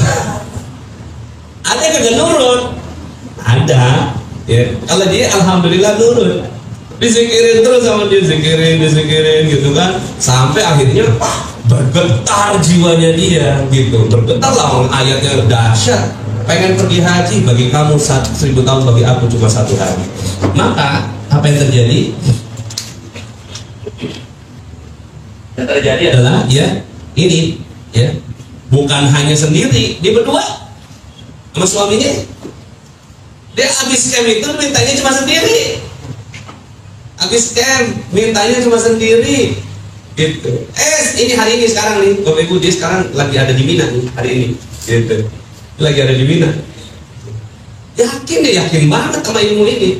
Dilepas perisainya, benar-benar diproses, dilakukan prosesnya ya, dia bergarpu tala, dizikirkan, kemudian akhirnya pergi haji, Masya Allah, berdua. Allah karim. Berdua, bukan sendiri 523 juta, berdua 1 miliar lebih. Tapi nggak tahu deh, saya nilainya berapa sih nggak ngerti. Jadi dia kagak ngomong, dia cuma saya mintain aja. Sebelum foto ini ada, ya sebelum hari ini dia berangkat, saya nggak berani ngasihin ini testimoni. Testimoni ini saya simpen. Testimoni ini saya simpen terus, gitu. Saya simpen aja sampai hari ini dia ada di Mina. Baru saya keluarkan di testimoni. Artinya saya nggak mau apa optimisme, tapi optimisme semu gitu. Pada saat beneran kaki dia nginjek secara realita, kan di dunia kuantum udah dizikirin terus ya. Aduh panas, banyak banget istilah-istilah baru. Udah dah pokoknya ya, dengerin aja dulu. Apalagi tuh dunia kuantum. Dunia kuantum tuh dunia ruh, dunia gaib gitu, dunia ajaib. Pelan-pelan nanti kita pelajari ya, bagi yang baru. Nah kurang lebihnya gitu ya, kalau kita betul-betul yakin ya, insya Allah, karena kita ini adalah makhluk ajaib. Kita diciptakan di surga, kampung akhirat kita surga. Kampung akhirat kita surga, maka di surga bersenang-senang. Ciri orang sudah beragama, hidupnya happy. Pakai tasydid, apa? Happy. Pakai tasydid ya. Happy, apa? Happy. Kalau nggak happy berarti dia bukan belajar agama. Ya, nggak tahu yang dia pelajari apa. Kalau dia belajar nggak happy gitu, belajar agama tuh harus happy. happy, bahagia, fly. Gitu fly. Iya bener. Ya, tapi fly itu fly berdasarkan agama. Makanya agama itu candu. Betul itu agama itu candu. Ya, tapi candu yang baik. Candu yang benar. Ya, bukan opium, bukan. Kan gini ya. Orang-orang ateis itu mengatakan bahwa agama itu candu. Lah iya, gimana kita nggak candu, orang enak. Gitu. Enaknya tuh gitu loh. Happy. Jadi kalau kita ngaji nih, ya Bapak Ibu maaf ya. Kalau kita ngaji itu kan bawaannya pengen marah gitu kan, nyalain orang lain gitu kan, terus kemudian gitu kan, waduh ternyata banyak bid'ah haram gitu. Berarti kita belum bukan ngaji belajar agama tuh, gitu. Terus gimana dong? Ya udah pokoknya kita mah ya ngukur diri sendiri dulu gitu. Tapi saya nggak mengatakan bahwa pengajian-pengajian yang seperti itu nggak benar, tapi terusin sampai menemukan hayatan thayyibah. Ada kehidupan yang baik yang kita dapat dari pengajian yang kita lakukan. Itu dulu ya. Setelah itu kita buka forum tanya jawab ya. Nah, sebenarnya kan kalau kajian itu enaknya tanya jawab. Slide-nya cuma 2. Slide-nya 2. Kalau training slide-nya banyak. Lah bukan berarti harus training, enggak. Artinya gini. Kadang-kadang tuh saya senangnya kalau lagi kajian itu ngomongin mana-mana. Ustaz Agus nanya, Ustaz materinya apa? Udah dah, terserah aja nanti Anda ngomong apa. Karena kalau pakai rundown pasti nggak kekejar. Kalau pakai rundownnya ini rundown apa seminar itu kan 4 jam, 2 jam. Nah nanti doainnya mudah-mudahan gitu ya banyak yang mau ikut materi mana rezeki gitu ya. Kan ya kita mah niatnya berinfak aja udah. Emang ilmu tuh harus dikejar kok, gitu kan? Ilmu tuh harus dikejar, niatin aja gitu. Memang subur ilmu ini, gitu kan? Subur ilmu. Jadi ada yang gratis, alhamdulillah free. Ada yang berbayar, yuk kita bersedekah. Nah nanti doakan kita tanggal 16 November. Kalau bisa datang semua dah. Kalau bisa datang semua, karena di situ kita akan zikir bareng-bareng. Kita ngelepasin perisai lintah hitam itu bareng-bareng, gitu. Kita akan ngelepasin bareng-bareng sama-sama. Bersama dengan Opik. Jadi dari pagi jam 9 kita mulai gitu ya sampai jam 3. Habis itu breaknya tuh terserah ada tuh mau kemana, kan Kokas tuh mall ya, yang mau belanja ada tuh. Yang mau makan ada tuh. Terus kemudian kita panitia pada nyiapin nyiapin tempat buat zikir ya. Jadi yang tadinya per kursi jadi lesehan gitu. Lesehan, kita nanti sholat maghrib. Jadi sebelum maghrib pintu dibuka, susun soft berbaris ya. Lelaki di depan, perempuan di belakang. Terus kemudian kita setelah itu sholat maghrib darbutala bareng. Seru itu. Darbutala bareng sambil kita zikir al-malikul hakul mubin 4.000 orang. Saya aja nggak, kayak gimana ya gitu ya. Dan itu nyari gedung 4.000 orang nggak gampang, kan dia mesti AC-nya bagus, ya kan? Kalau di Istora Senayan pada gerah, nanti pada kipas lagi. Ya kita lokasinya di Kokas, Kota Kasablanka yang paling atas tuh, gitu kan? Pakai lighting, gitu kan? Pokoknya cakep dah. Kemudian ada AC-nya, gitu, zikir bareng, gitu kan? Itu mantap banget. 4.000 orang, ajakin banyak teman-teman kita. Terutama yang Jakarta, jangan sampai nggak pergi, gitu, sayang. Datang, ya udah niat sedekah aja, gitu ya. Emang gedung itu emang harus dibayar listriknya, AC-nya, gitu ya. Panitianya, lightingnya kita pakai, ini juga pakai LED, gitu kan. Bukan pakai infocus kayak gini, pakainya LED. Wah, keren banget dah pokoknya. Jadi kita bikin yang keren gitu loh. Kita pengen nunjukin bahwa ngaji itu bisa sekeren itu gitu loh. Ngaji itu bisa dahsyat gitu. Ngaji itu bisa berkelas. Habis itu konser dah tuh. Gitu. Habis kita zikir maghrib, doa, zikir keluarga kutalanya, dan saya minta beberapa orang testimoni, nangis-nangis kita. Habis itu Opik keluar, kita nyanyi bareng-bareng gitu dah. Seru dah pokoknya. Siap ya? Siap. Konser di mana gitu yang kita bisa nangis bareng-bareng, zikir bareng-bareng ya. Ajakin teman-temannya. Insya Allah kita mau tunjukin bahwa komunitas Mana Rezeki itu ada. gitu, ada berkelas gitu ya. Kemudian juga bukan ngapa-ngapain sih, tujuan kita nggak ada sama sekali untuk menunjukkan, tapi supaya banyak orang yang ngeh bisa mau ikut belajar bersama dengan kita. Itu dulu ya, kita dalami ya materinya. Silakan kalau ada yang ingin ditanyakan, ada waktu lebih kurangnya setengah jam, kita bisa saling elaborasi ya. Mungkin ada yang udah pernah gutala tapi nggak ngerti, mungkin tadi udah jawab gitu ya, kenapa nggak ngertinya, karena memang ya nggak gampang menemukan perisai kita. Tapi kalau seandainya ada yang mau ditanyakan, boleh silakan. Ada yang pengen tanya? Buat mau nanya? Nggak bosan nanya terus. Silakan buat. Buat ini nggak ngikutin kajian dulu ya, agak bosan-bosan sampai ke Bandung dikejar. Assalamualaikum warahmatullahi wabarakatuh. Waalaikumsalam. Ustaz, ini pertanyaan ini sudah dari dulu sebelum saya ikut Mahmud rezeki, ada dalam pikiran saya. Ketika saya mengaji, Allah selalu bilang bahwa yang diberi petunjuk oleh Allah itu akan memudahkan dalam memahami agama. Bahkan Al-Quran sendiri hanya orang-orang yang diizinkan dan bisa membuka dan membacanya. Gitu ya. Tolong dikoreksi Ustaz kalau salah. Pertanyaan saya adalah begini.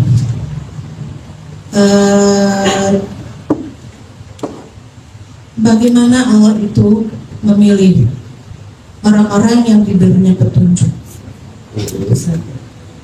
Karena apa? Contoh aja, dalam suatu keluarga ada yang betul-betul soleh, hidupnya enak, seperti ya itu tadi, bersenang-senang gitu. Tapi ada saudaranya yang susah, jauh dari ya, tidak mudah, kemudian juga tidak dekat dengan masjid, padahal dibesarkan di keluarga yang sama. Nah, pertanyaan saya adalah, ini satu lagi, kemudian contohnya misalkan kita ingin mengajak seseorang untuk lebih dekat kepada Allah gitu ya Ustadz ya. Ya. Itu juga saya sempat sampai nangis karena kok tidak mudah ya. Dan ketika saya baca Al-Quran disebutkan bahwa Nabi Muhammad sendiri cuma tugasnya hanya memberitahu, mengingatkan. Benar. Lalu hidayah itu yang dari Allah.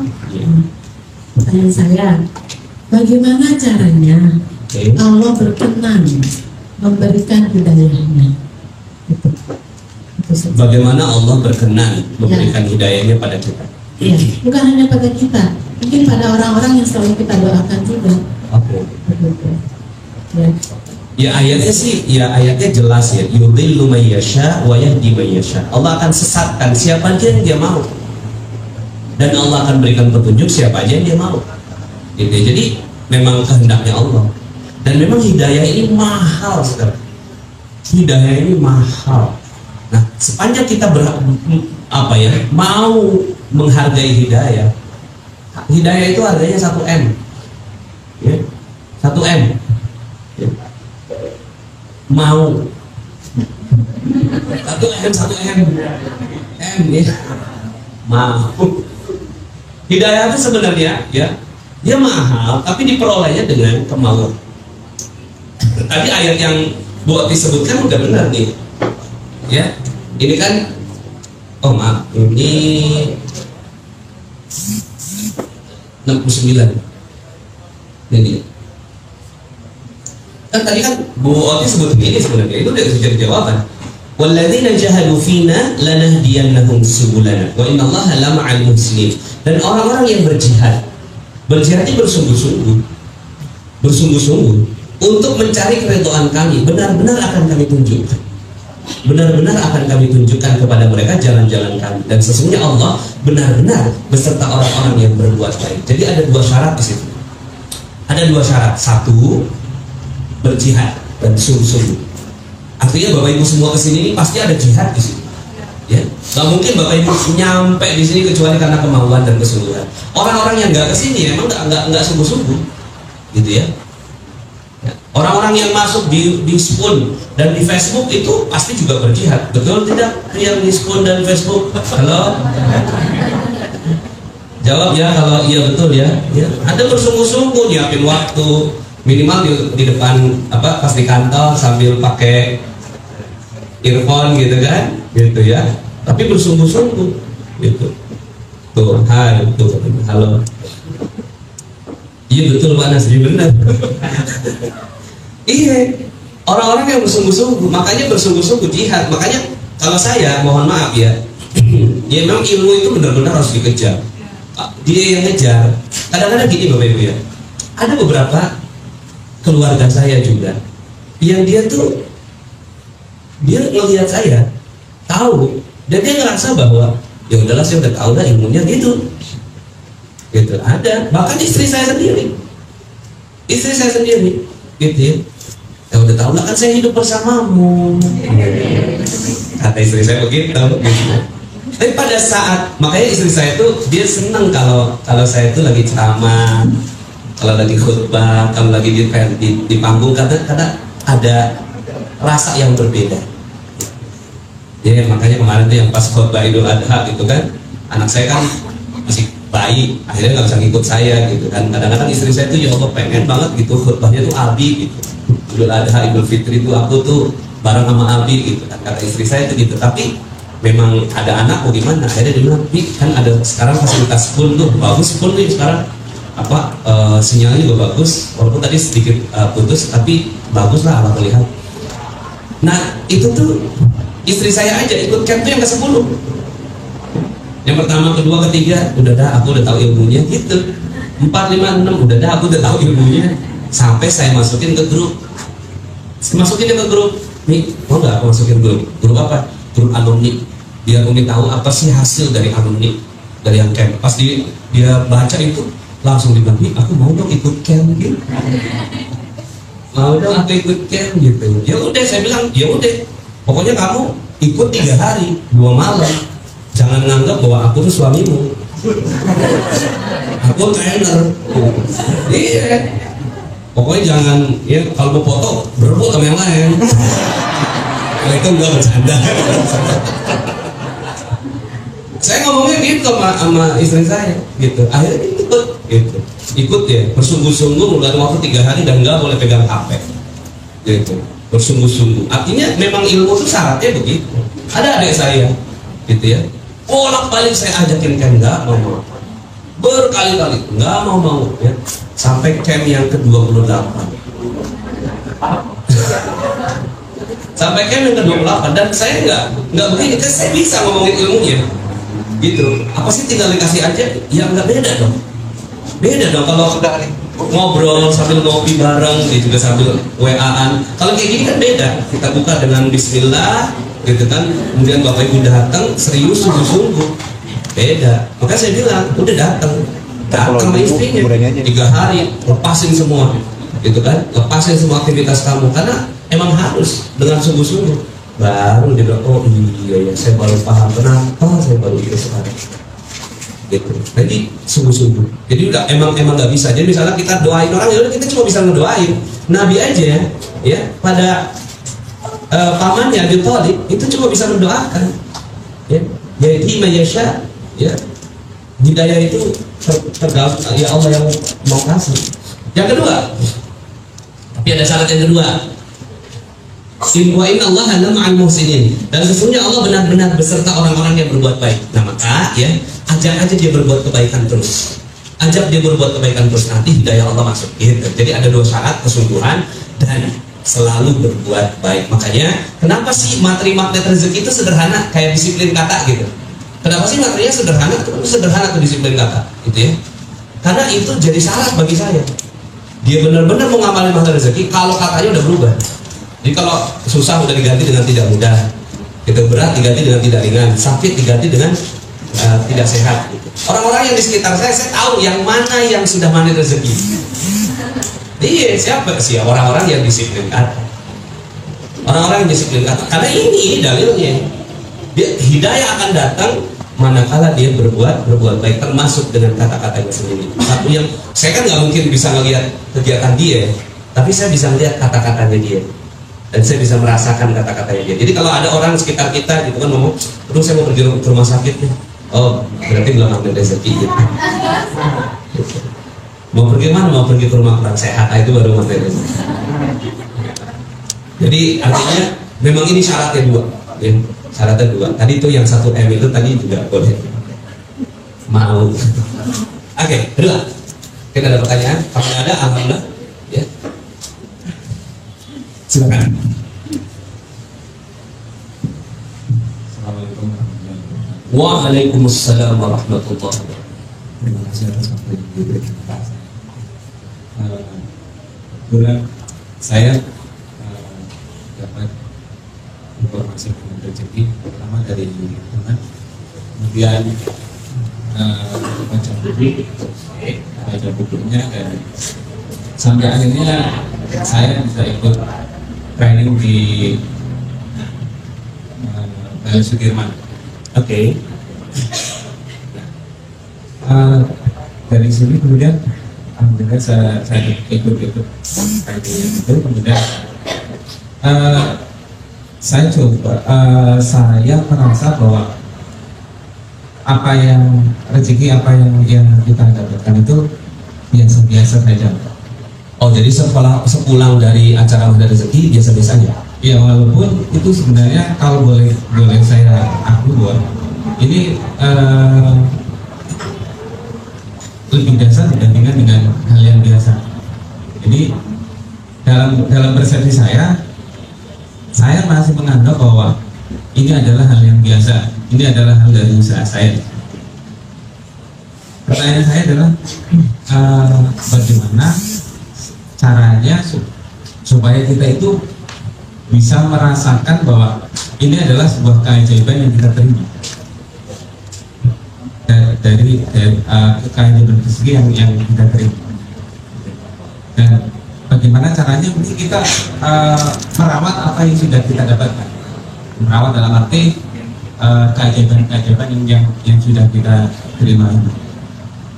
Yang pertanyaan yang kedua, ketika kita mencoba kartu talak, itu kan kita buka Al-Quran, pasti kan muncul 2 halaman kan?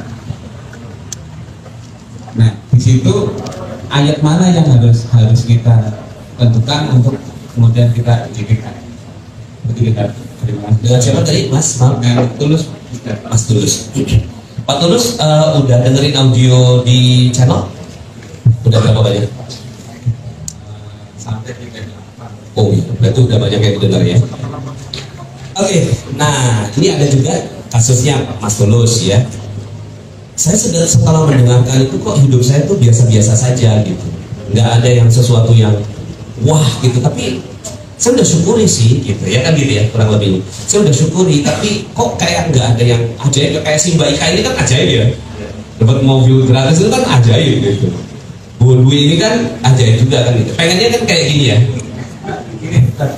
Di perasaan saya itu adalah hal yang biasa saja gitu, bukan dari sisi jumlah ataupun besarnya. Oke. Jadi ada perasaan biasa saja. Boleh tahu nggak buat Mas Tulus tuh yang nggak biasa saja tuh kayak apa? Misalnya, Kebetulan saya punya oke. saya kisaran Oke, sehari omset bengkelnya 1 sampai 2 juta. suatu saat saya pernah mendapatkan omset sampai dengan 5 sampai dengan 7 juta. Oke. Cuma di dalam perasaan saya ini, ketika saya melihat omset sampai 5 dengan sampai 7 juta, itu saya merasa bahwa ini hal yang biasa saja. Yang saya ini kan sebenarnya sudah merupakan sebuah keajaiban. Cuma di dalam hati saya, di dalam perasaan saya ini masih mengatakan bahwa ini hal yang biasa saja. Oke. Jadi Bapak mau apa yang mau dimau? Yang saya mau adalah bahwa saya juga bisa merasakan bahwa ini adalah sebuah keajaiban yang saya terima. Jadi Bapak pengen merasa wah, ya udah, bikin wah aja semua yang kita terima. Jadi sampai excitement kita tuh kayak gitu. memang harus begitu. Kalau belum, ya minta sama Allah perasaan itu. Minta sama Allah perasaan dimana kita tuh ketika dapatkan nikmat rezeki dari Allah tuh kayak wow gitu. Karena gini, kalau kita nggak dapatkan perasaan itu, berarti kita belum masuk dalam zona bahagia. Zona kebahagiaan adalah manakala kita tuh merasakan wow, gitu. Ada efek wow dari apa yang Allah kasih. Gitu. Ada efek wow, gitu ya. Jadi kalau artinya Allah pengen Mas Tulus terus belajar. It's okay. Ini adalah perasaan yang bagus. Terus pupuk, rawat sampai ketemu, gitu kan? Oh ini dia nih yang saya cari gitu. Sampai bapak tuh merasa wow gitu. Sampai kalau pas dapat tingkat tahu-tahu bercucuran air mata gitu.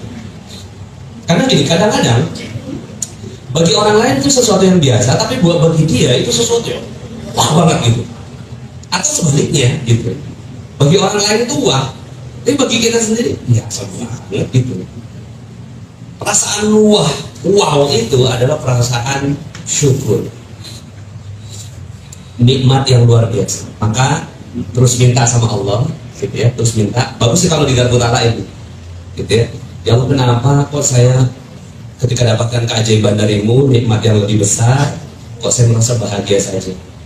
Titipkan kepadaku satu ayat yang membuat aku kayak gitu. Nanti Allah akan kasih rasa itu. Jadi buat kita semuanya, sampai Bapak Ibu tuh punya perasaan wow. Saya ketemu anak-anak saya kemarin tuh wow gitu.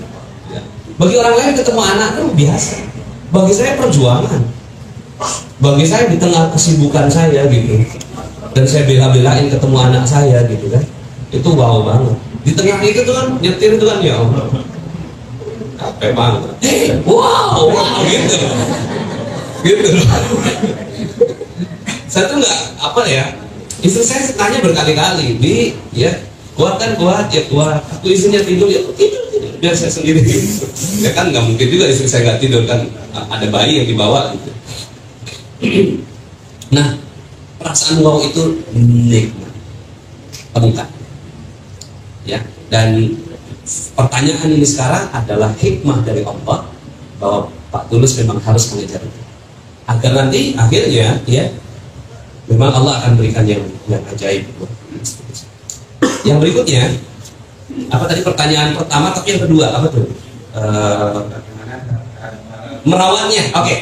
Bagaimana merawat perasaan wow itu? Ada audio saya nomor 32, ya, berjudul Kok Belum Ajaib. Ya, itu materi penting banget walaupun materi audio paling singkat, cuma 5 menit. Ya. 5 menit, tapi itu paling penting. Kenapa? Karena kalau ada yang nanya, bagaimana cara merawatnya? Bagaimana cara saya istiqomah? Bagaimana supaya saya bisa mengamalkan ilmu rezeki? Pedulilah dengan keajaiban orang lain. Karena kadang-kadang kita tidak bisa melihat efek wow dalam keajaiban kita, dan kita bisa melihat efek wow dalam keajaiban orang lain. Maka, gitu ya, lihat keajaiban orang lain dan kayak seneng gitu loh. Melihat keajaiban orang lain tuh kayak seneng gitu loh. Jadi, aduh seneng banget gitu. Nah, temukan itu. Maka, kalau keajaiban kita itu tuh ada keterbatasan. Sehari paling bisa dapat keajaiban sekali. Tapi kalau kita peduli sama keajaiban orang lain, gitu, udah gak ada batas gitu. Berapa banyak orang bisa dapatkan keajaiban dan kita peduli dengan keajaiban orang lain. Ya Allah, ini orang dia harus dapat ajaib, dia harus dapat ajaib, dia harus dapat ajaib. Akhirnya kita excitementnya itu tiap hari dan berlimpah.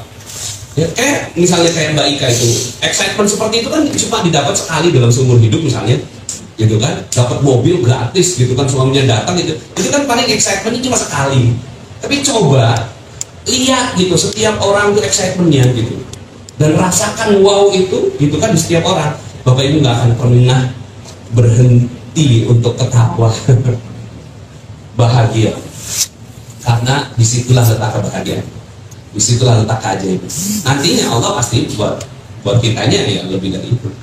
Gitu ya. Jadi efek bagaimana cara istiqomahnya? Karena gini, kadang-kadang ya dia udah ngikutin materi Mahdan Rezeki ini. 2 bulan setelahnya itu udah nggak dapat keajaiban lagi. Kenapa? Karena dia hanya berpikir keajaiban dirinya. Keajaiban diri sendiri terbatas. Coba Bapak Ibu doa untuk diri sendiri. Tahan kali 5 jam. Nggak tahan. Ya Allah, Berikan keberkahan buat hidupku ya Allah, kejayaan, kemuliaan, ketinggian derajat ya Allah, berkahilah ya Allah diriku ya Allah, muliakan aku.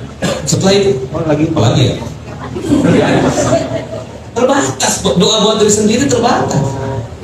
Tapi setelah itu Bapak Ibu coba setelah itu ya Allah, muliakan ibuku, tinggikan derajatnya, muliakan ayahku. Seandainya di alam kubur ya Allah, perangi kuburnya, ya tinggikan derajatnya, sayangi dia, muliakan dia, bahagiakan dia, ampuni dosanya, terima taubatnya ya Allah, lapangkan kuburnya hari ini ya Allah.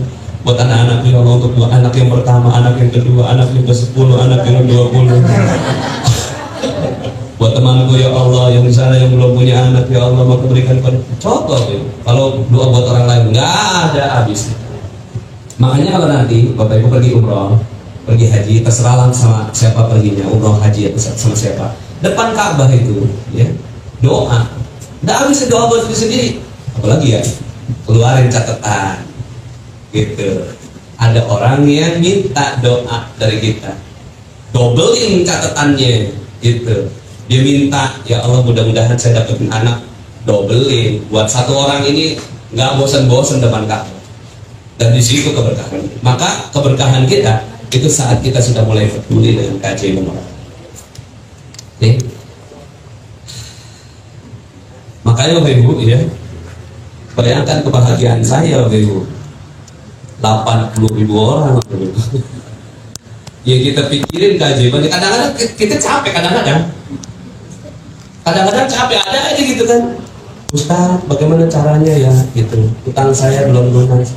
Cuma dia itu nggak mungkin WA itu nyasar dan kita baca. Saya ada WA itu 800 nggak kebaca gitu. Sampai sekarang nggak bisa saya baca, orang gimana, waktu saya juga terbatas gitu kan. Bahkan kadang-kadang ya orang-orang yang penting akhirnya kelewat juga. Makanya saya bilang kalau penting banget SMS aja. Aduh ketahuan deh. SMS aja banyak nanti. Ada ketahuan. Mestinya rahasia kali ya.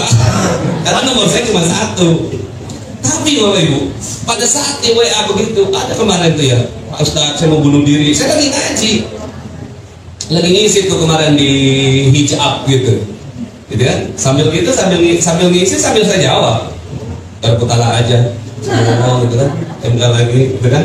Udah, saya kan punya beberapa auto text, ya. Jadi kalau saya ketik MR4 langsung gitu kan. Tanya pada hati yang paling dalam, pasti ketemu jawabannya. Dengarkan audio ini. Jadi panjang, tapi saya ketiknya cuma MR4. Pasti untuk berkata. Tapi saya bahagia dengan itu. Sampai akhirnya gitu kan, orang itu ketemu solusinya. Dan memang nggak hari itu ketemu solusinya. Dan kita nungguin gitu loh. Nungguin kapan dia dapetin keajaiban gitu. Saat dia dapetin keajaiban, yes, Allah is the best gitu.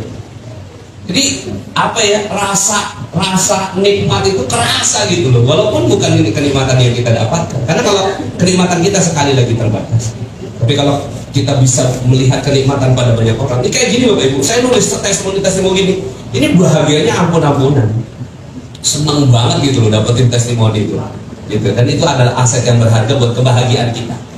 Oke. Pertanyaan tentang garpu tala itu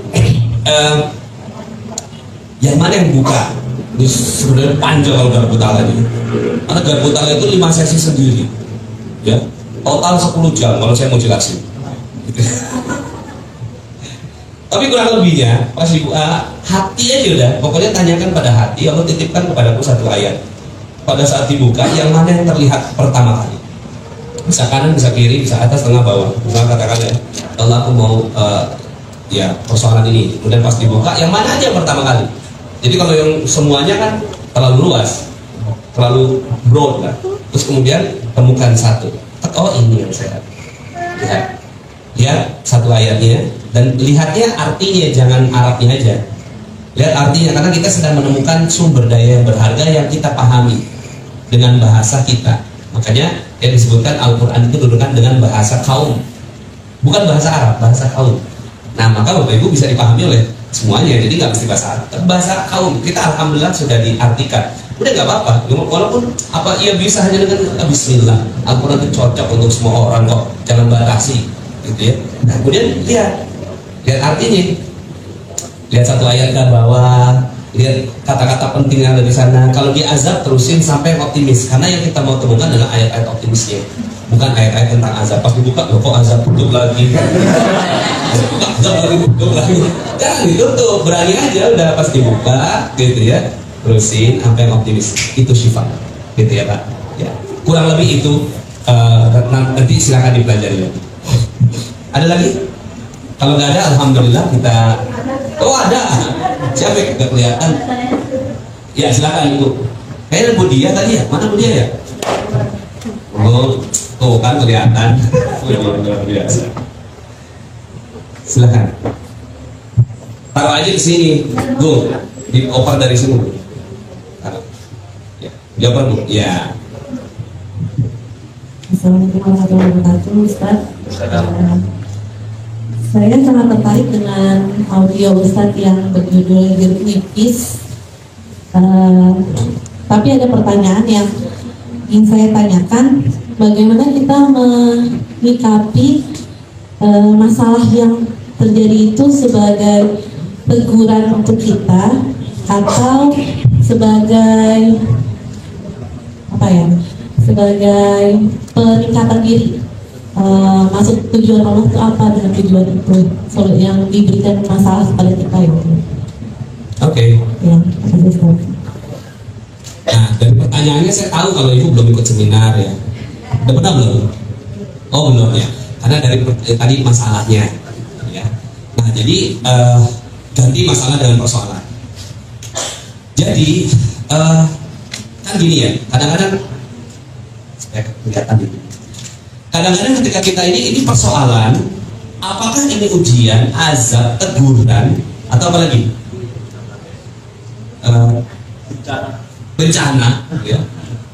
Apalagi bungkus permen, atau peningkatan diri gitu. Bahwa ini adalah untuk peningkatan diri kita.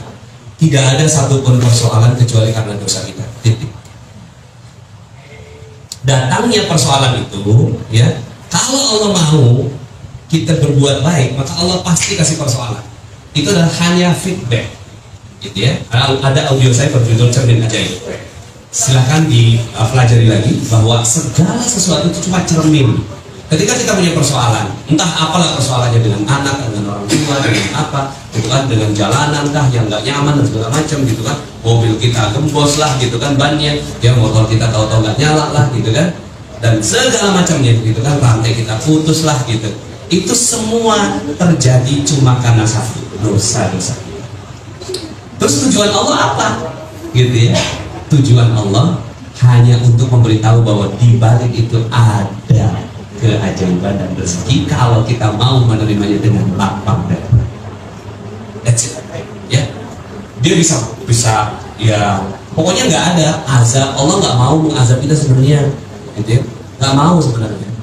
Ya. Kecuali gini. Azab itu untuk orang-orang yang tidak beriman kepada Allah. Memang Allah pengen azabnya. Tapi kalau buat orang-orang yang beriman, nah kita gak usah bahas dia, kita bahas diri kita aja. Buat orang-orang yang beriman, ya semua hal yang gak nyaman itu hanya bungkus permen. Yang ada isinya, kalau kita mau permen itu ada isinya. Tapi kalau kita kagak nerima juga kagak dapat keajaiban. Gitu aja. Jadi bagi orang mahal rezeki udah nggak ada lagi teguran, nggak ada musibah, nggak ada apa ya. Dia cuma ada bungkus permen bahwa ini adalah paket energi, paket rezeki yang didatangkan pada kita. Cuma yang ketahuan adalah hal yang gak nyaman. Terima dengan lapang dada. Setelah kita menerimanya dengan lapang dada, maka insya Allah ya, akan ada keajaiban. So tidak ada sikap yang kita tunjukkan kecuali happy aja. Siap? Ya silakan. Assalamualaikum warahmatullahi wabarakatuh. Waalaikumsalam warahmatullahi wabarakatuh. Saya Diana dari Bogor. Saya sudah ikut acara Ustaz 3 kali dengan ini. Waktu itu mega seminar di Sudirman. Kemudian safari Ramadan dan ini. Alhamdulillah saya banyak menemukan keajaiban. Tapi ada yang juga mau saya tanyakan Ustaz. Kebetulan qadarullahnya saya dapat ujian Fokus permennya itu banyak banget dari Allah. Dari rumah tangga, dari amanah, dari rumah mau disita bank, kemudian dari listrik diblokir oleh PLN. Nah, itu Masya Allah. Satu persatu, ketika saya mengenal ilmu magnet rezeki itu, alhamdulillah, saya sangat menangis. Itu banyak keajaiban. Ketika Ustaz ingat waktu lagi safari Ramadan, saya agak ketularan dengan Ustaz, saya amalkan zikir yang saya dapat waktu itu. Safari Ramadan Jakarta berarti? Iya, betul. Ingat anak saya yang duduk paling depan? Iya. Ya, nah itu alhamdulillah, Masya Allah, ya Allah, suami saya berubah. Waktu itu Ustaz bilang, Bu, saat ini ibu sedang tidak bersinar di mata suami ibu. Tapi ketika ibu dapatkan ayat ini, Allah ingin ibu yang bersinar. Dan itu saya rasakan dahsyat Ustaz. Saya, ya Allah, alhamdulillah, keajaiban Allah ini sudah dapat dari safari Ramadan itu. Kemudian ada lagi masalah persoalan tentang listrik yang diblokir itu, dan ada amanah yang sedikit-sedikit saya bisa ulang gitu. Nah, ketika ada satu persoalan ini yang tentang listrik diblokir itu, jadi kebetulan saya dapat ini dari orang tua jual tanah lah ya, jadi parent. Nah, terus dapat bagian saya bisa ngasih amanah, terus saya juga ternyata kurang untuk yang listrik ini gitu. Kebetulan waktu itu kondisinya saya pasang kanopi dan tukang lasnya itu ngambil listrik gitu, dan yang ditegur kan yang punya rumah gitu, sedangkan saya kondisinya tidak tahu, waktu itu lagi pergi sama suami. Nah, akhirnya yang kena denda itu kami gitu loh, mau tidak mau kami harus membayar. Nah, dalam kondisi perekonomian yang sedang tidak bagus, akhirnya tersendat dan membuat menunggak. Nah, kemudian ketika udah dapat amal ini yang dari orang tua itu bisa kita bayar, cuman dalam kondisi masih pinjam dengan adik. Nah, yang jadi pertanyaan saya ini kan, saya pada saat itu mendapatkan keajaibannya yang saya merasakan wow itu ketika orang parent bilang, ibu ini jadi panjang ya ceritanya. Jadi gini, ibu ini ibu boleh yang bayar, yang ini boleh bayar, tapi yang ini kita diskon karena waktu itu saya akhirnya listriknya dibongkar gitu Ustaz, terus 6 bulan itu saya dapat free listrik gitu. Nah, yang 6 bulan itu udah ibu gak usah bayar. Itu saya mendapatkan, Masya Allah, saya dapat lagi keajaiban gitu.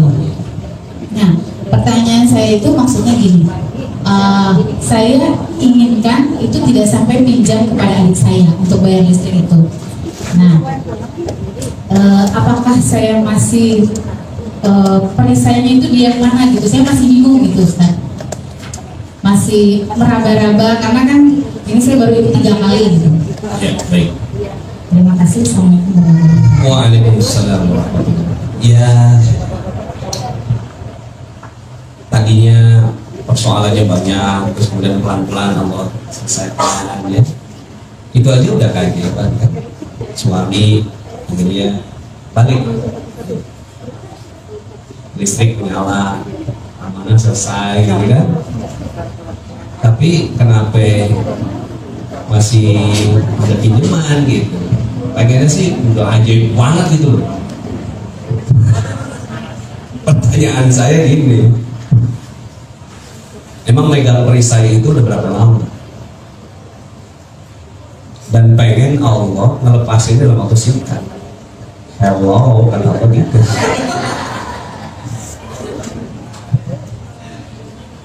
Kita megang perisai 30 tahun, ya kan? Terus keajaibannya Allah udah mulai cicil nih, set gitu kan? Baru 3 kali acaranya udah ajaibnya banyak. Itu namanya detox rezeki. Jadi ada audio saya berjudul detox rezeki. Jadi memang proses. Jadi Allah akan proses sampai, jadi ibu terusin ngamalin makan rezeki sampai beres semua. Jadi kalau belum beres gitu ya, berarti materi MR belum beres. Ngaji terus, ngamalin terus, garpu tala terus, turunkan perisai terus, ya. Kemudian turunkan garis kebenaran terus aja, ya. Ampe, ya, udah kayak Nabi Sulaiman itu. Bisa nggak sampai kayak ke Nabi Sulaiman? Bisa ilmu ini. Bapak Ibu jentikan jari, pindah itu mobil. Ya.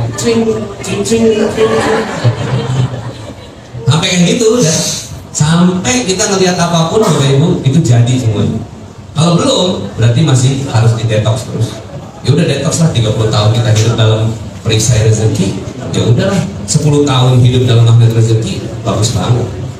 Kalau sekarang baru berapa bulan kan? Baru berapa bulan aja udah tiba-tiba aja ya. Stempel.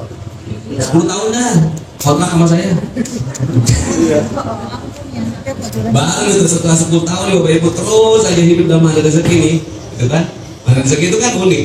Saya salah, semua orang lain benar kan gitu ya. Kemudian turunkan perisai bahagia, gitu ya. Ini cuma bungkus permen, kemudian muliakan bahagia orang 10 tahun kontrak sama saya 10 tahun ya.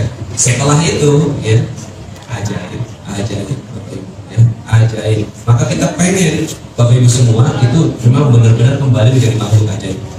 Nah, doakan kita juga, apalagi kalau belum sempat kena perisai gitu diinstal ilmu magnet rezeki. Kalau sekarang kan kita udah terlanjur kena perisai, ya, udah terlanjur kena perisai, ya. Kemudian kita cuci. Nah itu proses cucinya itu makan waktu. Nah apalagi kita lagi bikin nih STKR nih, sekolah dahsyat Khairul Razikin, ya kan? SMP juga gitu. Anak-anaknya mulai dari kecil mereka ajaib, dahsyat. Belum sempat kena perisai, udah ajaib dulu. Nah, tapi kurang lebih untuk ibu ya sama lah, saya juga gitu kan. Ya, saya juga dulu nuntut sama Allah, ya Allah kenapa nih gitu kan, udah sekian tahun nih kok masih kayak gini aja gitu. Kemudian saya mengaca pada diri saya sendiri, iya, saya perisai berapa lama? Ya udah, Bismillah, yang penting gitu. Nah, kadang-kadang gini, dulu perisai-perisai yang gede gitu kan, kita udah bisa tinggalin nih, ya. Dalam proses ini perisai kecil masih ada juga. Jadi emang ya udahlah, gitu kan? Sampai tidak ada satupun perisai, udah nggak punya dosa satupun, bisa nggak? Bisa, insya Allah bisa, yakin, ya? Insya Allah bisa. Ya. Nah nanti kalau udah nggak punya dosa satupun, Bapak Ibu hidupnya luar biasa. Terima kasih Bapak Ibu karena sudah jam segini ya. Gimana kajian kita? Mau ngaji lagi nih? Nanti kalau seandainya saya nggak datang, ya Bapak datang aja, ajak yang lain juga gitu. Mungkin bukan saya menyampaikan, ya nanti ada kayak Ustadz Abus, dahsyat luar biasa banyak ilmunya. Kemudian ada Ustadz yang lain nantinya ya akan kita undang ke sini, ramai indah tempat ini. Nanti mungkin saya sebulan sekali gitu kan, ya Insya Allah saya sempetin gitu ya untuk supaya kajian kita ramai ini. Nanti juga kita berpikir apa kita bisa satu lahat. Siap. Allah. Channelnya tapi ngikutin. Allah. Tolong itu mic-nya. Ya, Pak. Supaya yang di school kedengeran juga. Nah ini ada satu orang yang baru 1 bulan ngedengerin channel Magnet Rezeki. Assalamualaikum. Nama saya Tika. Dari mana Bu Lira? Dari BSD Pak. BSD. Ya.